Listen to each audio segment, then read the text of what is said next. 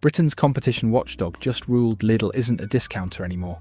Not a rival, not a journalist, the government itself. But Lidl didn't fight it, they confirmed it. Their checkout system is already making the till extinct. 30 years underestimated. That ends now. This keeps everything you had, fixes the but mechanism, and gives the snapback one clean line to land on instead of 3 competing for attention. The 50 stores and £600 million stay just as strong. They just move to where the script has room to actually deliver them. To understand why this matters, you need to understand the game Lidl and Aldi have been playing since they arrived on British high streets. Both chains built their identity, and crucially, their regulatory status, on the idea of the limited assortment store. Small footprint, a few thousand product lines instead of the 20, 30, 40,000 you'd find in a Tesco Extra.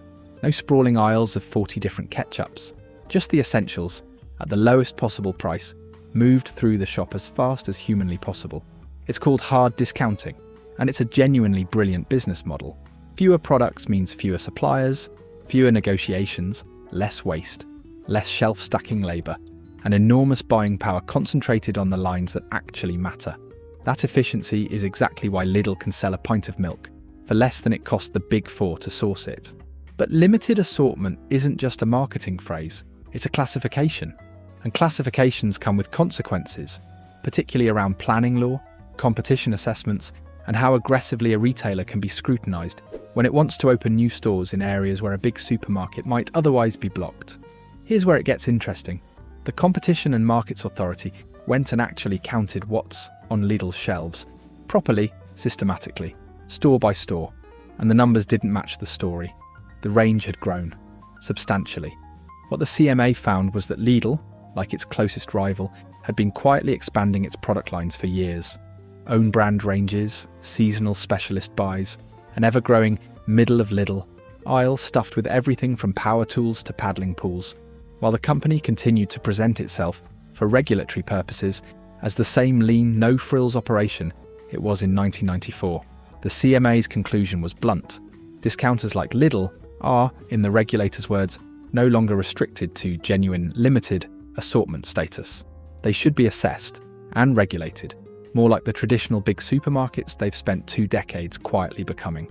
Now, on the surface, that sounds like a technical, faintly boring regulatory footnote. It is anything but, because reclassification changes how Lidl gets scrutinised. When it wants to open a new store somewhere a Tesco already exists, it changes how competition assessments treat local market dominance. It changes the assumptions built into planning appeals. For 30 years, Lidl has benefited from being treated as the scrappy outsider nobody needed to worry about. That framing has just been formally retired by the people who write the rulebook. And the timing could not be more pointed, because the CMA didn't hand down this verdict in a vacuum. They handed it down at the exact moment Lidl is embarking on the single most aggressive expansion in its British history. Let's talk numbers, because the scale of what Lidl is doing right now doesn't land until you see the actual figures next to each other. Lidl GB has committed to opening more than 50 new stores, on top of an investment programme worth £600 million. That's not marketing spend, that's not an advertising budget or a loyalty scheme. That's steel, concrete, refrigeration units, car parks, staff, and the single most valuable and most fought-over resource in British retail, land. To understand why that matters, you have to understand what Lidl was up against for most of its history in this country. When Lidl first arrived on British soil in 1994, the Big Four, Tesco, Sainsbury's, Asda, and Morrisons, controlled somewhere in the region of 3/4 of the entire grocery market between them. They had the land banks, they had the planning relationships, they had decades of local authority, goodwill, built from being the employer, the ratepayer, and the community sponsor in 1,000 towns across the country. Lidl had none of that. It had cheap prices and a German efficiency model nobody in Britain particularly trusted yet. What Lidl actually did, patiently, over 3 decades, was out-discipline everyone else on real estate. While the Big Four were building out enormous superstores, the retail equivalent of aircraft hangars, 45,000 square feet of floor space, designed for a shopping habit built around the weekly car boot-filling megatrip, Lidl was doing something quietly smarter. Small format, tight footprint, sites that a Tesco Extra developer wouldn't even glance at, tucked into high streets, retail parks and residential fringes where a smaller store made perfect economic sense. Lidl wasn't competing for the same real estate as the Big Four. It was hoovering up the real estate the Big Four didn't want and turning it profitable. Fast forward to now, and that patient land banking strategy has become something much more aggressive. 50+ stores isn't in fill anymore. That's saturation. That's Lidl deliberately targeting towns where it currently has thin or no presence, going head-to-head with an established Tesco Metro or a Sainsbury's local on its own turf, and betting that price will win the fight it's picked. And the £600 million backing it isn't just about bricks and mortar. It covers distribution capacity, warehousing, and the logistics backbone needed to actually stock 50+ new stores without the supply chain buckling. Here's the bit that should worry the Big Four specifically. Every store Lidl opens near an existing supermarket doesn't just take a slice of that supermarket's footfall. It resets the price expectations of everyone who walks past it. If shoppers in a town can see, on the same high street, that a like-for-like basket costs meaningfully less at Lidl, that comparison doesn't stay contained to Lidl's customers. It bleeds into every other shop on that street. It's the same dynamic that forced the entire industry into what everyone now just calls the discounter effect. Years of Tesco and Sainsbury's quietly matching Aldi and Lidl prices on hundreds of everyday lines, not because they wanted to, but because they had no choice left. 50 new stores means 50 new fronts in that price war. And it's happening at the exact moment. Regulators have just said Lidl should be treated as a proper heavyweight competitor rather than a scrappy budget outlier. Put those two things together and you get a very simple sentence. Lidl has just been told it's playing in the big leagues, and it responded by buying more of the pitch. Quick ask before we go further. If you're finding this genuinely useful, hit that subscribe button now. It actually helps far more than you'd think, and it means you won't miss the next one. Now, expansion and regulation are the headline story, but the quieter story, the one that tells you where Lidl actually thinks the future of grocery shopping is heading, is what's happening at the checkout, or rather, what's disappearing from it. Lidl & Go is the company's contactless scan and go technology, and it's just been rolled out to another 37 stores. Here's how it works for anyone who hasn't encountered it yet. You open the app, you scan items as you pick them off the shelf. You walk out. No queue, no till, no conveyor belt, no small talk with a cashier about whether you want a bag. The payment happens automatically through the app, and the whole ritual of British grocery shopping, the bit everyone actually complains about, the standing in line, simply stops existing. This isn't a gimmick, and it isn't cheap to install. Every store that gets Lidl & Go needs sensor infrastructure, app integration, loss prevention systems sophisticated enough to stop the whole thing collapsing into low-level shoplifting, and staff retraining to shift from till operation to floor support and fraud monitoring. 37 stores is a genuine capital commitment, not a press release pilot scheme. And it puts Lidl in interesting company. Amazon spent years and an enormous amount of money trying to make just walkout technology work in its Amazon Fresh stores in the UK, using ceiling-mounted cameras and weight sensors to track exactly what shoppers picked up, with no scanning required at all. It was extraordinary technology. It was also, by most accounts, extraordinarily expensive to run at scale, and Amazon quietly scaled a lot of it back. Lidl's approach is deliberately less flashy and considerably more pragmatic. You do the scanning, the app does the accounting, the infrastructure cost stays manageable. It's not trying to out-engineer Amazon, it's trying to solve the actual problem, the queue, at a cost that a discount grocer's margins can genuinely absorb. Why does this matter beyond convenience? Because checkout time is one of the last remaining reasons a time-poor shopper might choose a slightly pricier supermarket with faster service over Lidl. Remove the queue, and you remove one of the few structural advantages the traditional Big Four had left. Tesco has its own scan and shop app. Sainsbury's has Smart Shop, but neither has rolled it out with the speed or the scale Lidl is currently deploying. Because for Lidl, unlike its rivals, faster checkout isn't a loyalty scheme sweetener. It's a direct extension of the entire hard discount philosophy. Strip out every inch of friction and cost that doesn't serve the shopper and pass what's left straight through as a lower price. 37 stores now. And if the pattern of Lidl's other rollouts is any indication, and it usually is, that number isn't stopping there. Before we go any further, like this video if you're enjoying it, drop a comment telling me which bit of this story surprised you most, hit subscribe if you haven't already, and tap that notification bell so you catch the next one the second it goes live. It genuinely makes a difference to this channel. Right, back to it.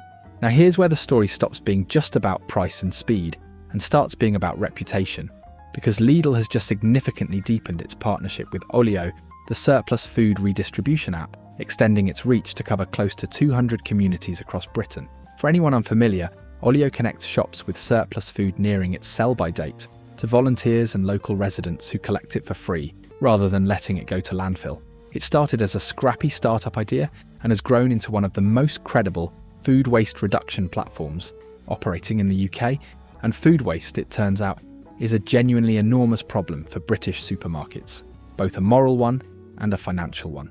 Every unsold item that gets thrown away is pure loss. Sourcing cost, transport cost, refrigeration cost, all of it gone for nothing.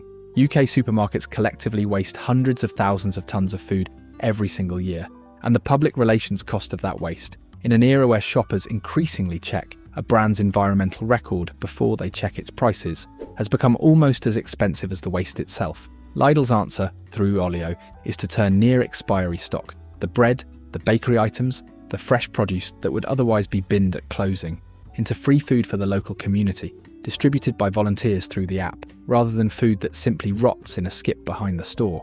Scaling that partnership to close to 200 communities is a serious operational commitment.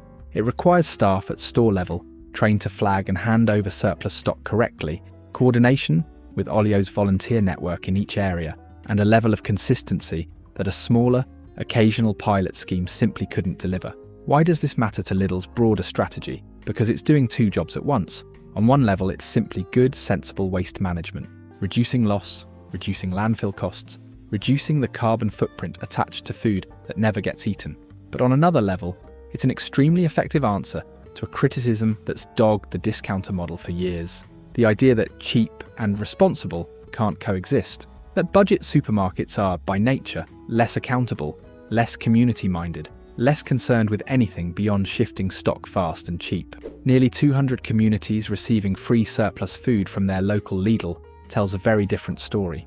It tells shoppers that low prices and genuine community benefit aren't in conflict. They can come from the exact same operational discipline that keeps a tin of tomatoes at 30 pence. And in a market where Waitrose and M&S have spent decades positioning themselves as the ethically minded choice for shoppers with money to spend, Lidl quietly building the same reputation at a fraction of the price point is a genuinely uncomfortable development for everyone else in the sector. And then there's Planet Plate, which on paper sounds like the smallest announcement in this entire story. It's a set of budget-friendly recipe guides priced at just £1, designed to help shoppers cook sustainable, balanced meals without needing a food science degree or a spice rack the size of a small library. Don't underestimate this one. It's small in scale, but it's precise in what it's aiming at. Here's the thing about the cost of living crisis that's defined British grocery shopping for the last several years. It didn't just make people poorer, it made people anxious about food in a way an entire generation genuinely hadn't experienced before. Shoppers started scrutinising unit prices they'd never once glanced at. Meal planning, once the preserve of hyper-organised parents with laminated weekly charts, became something millions of people suddenly needed to actually think about, because the alternative was watching money disappear on food that got wasted, forgotten in the back of a fridge, half-used and binned. Planet Plate is Lidl's answer to that anxiety, packaged as a product rather than just a marketing message.